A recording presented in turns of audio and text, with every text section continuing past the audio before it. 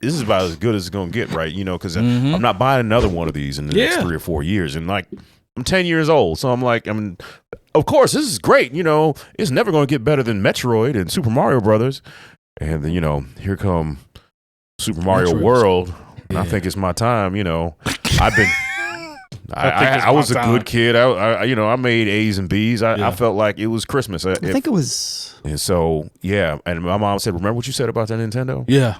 And so like she remembers. She remembered. Mama don't remember. When it was time for me, when I wanted those systems, anything past the Nintendo Entertainment System, I had to buy. It taught me a lesson. If you really want something, you better get out here and work for it. I heard that. You know, because at a certain point, even if you feel you deserve it, it doesn't mean you're gonna get it. My first Nintendo game was Teenage Mutant Ninja Turtles. That's a good game to get. That's the one where you had to go through the seaweed. Yeah, and there's certain areas that you could never get past. Yeah.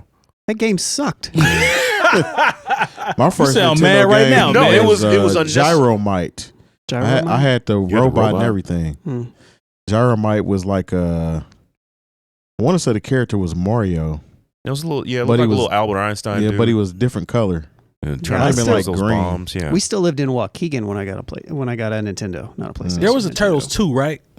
Turtles 2 was good. That's the one. Arcade. Turtles 2 was the one. Turtles the 2 arcade. on the end. Yeah, it was like they had the four. You can only play 2 players on it because it was still old. It's still Nintendo. Yeah, but that was good. Yeah, Turtles 1 was the first one. I was like, this is. Drop down to the sewers and there's stuff you couldn't like get past because you had to like crouch and jump at the same time.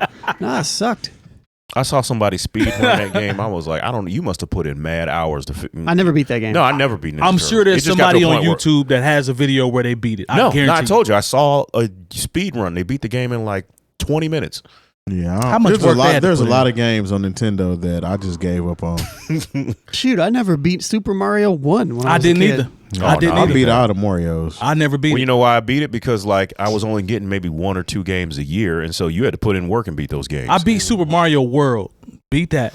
But I never beat the first one. 2 was trash.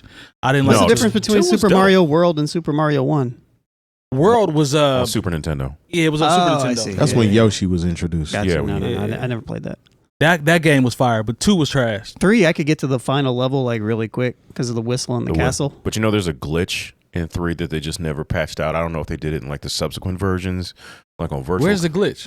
Like you can, because the thing is to beat the boss Bowser at the end or whatever.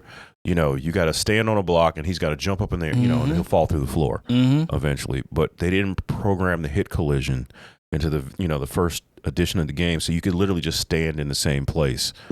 And even if Bowser jumps right on top of you, it doesn't hurt you. Interesting. Yeah, never tried that one.